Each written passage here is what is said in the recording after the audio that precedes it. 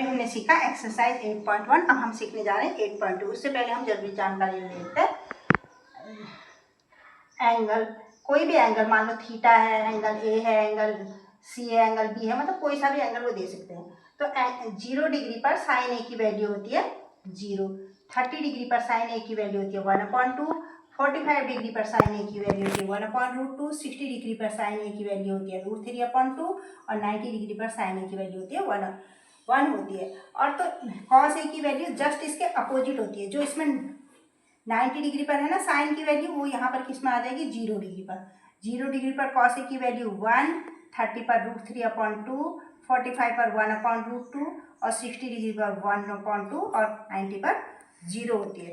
देखिए साइन ए की value 0 degree से 90 डिग्री तक इंक्रीज होती जाती है और कॉस ए की वैल्यू 0 डिग्री से 90 डिग्री पर डिक्रीज होती जाती है। देखिए यहाँ 1 है ना, डिक्रीज होते होते यहाँ 0 पहुँच गई इसकी वैल्यू, और यहाँ पर ये 0 था और इसकी इंक्रीज होते होते 1 पर पहुँची है। अब हम tan ए की वैल्यू निकालेंगे। tan ए की वैल्यू निकालने के लिए क्या करते हैं, देखो tan क्या होता है, sine A upon cos A होता है।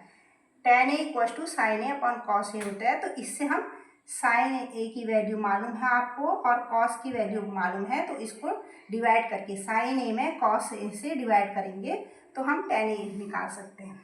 ठीक है, तो 0/1 तो कितना आ जाएगा 0, 1/2 अपॉन √3/2 तो कितना आ जाएगा, कट जाएगा 2 से 2 तो 1/√3। ऐसी 45 डिग्री पर tan ए की वैल्यू 1 आ जाएगी, 60 डिग्री पर √3 आ जाएगी और 90 डिग्री पर क्या आ जाएगी, देखो 90 डिग्री पर क्या आ जाएगी 1/0, मतलब नॉट डिफाइंड। 0 से डिवाइड नहीं हो सकता ना कोई भी नंबर, तो नॉट डिफाइंड है।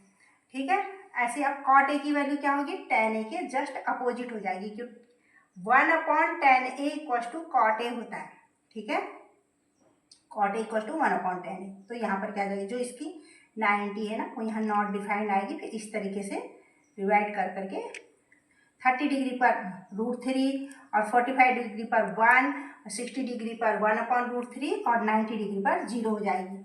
और sec a की वैल्यू जब निकालेंगे तो sec a क्या होता है, 1/cos a equal to sec a होता है। तो sec a 1/0 डिग्री पर 1/1 इक्वल टू क्या आ गया 1 आ गया यहाँ पर 0 डिग्री पर।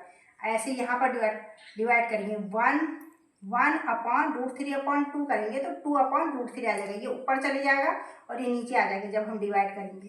तो ऐसे ये फिर क्या हो जाएगा 45 डिग्री पर sec a की वैल्यू √2 और 60 डिग्री पर 2 और 90 डिग्री पर कितनी हो जाएगी नॉट डिफाइंड, क्योंकि 1/0 आएगा ना तो कितना आ जाएगा नॉट डिफाइंड। 1/0, 0 से किसी भी नंबर को डिवाइड नहीं किया जा सकता है।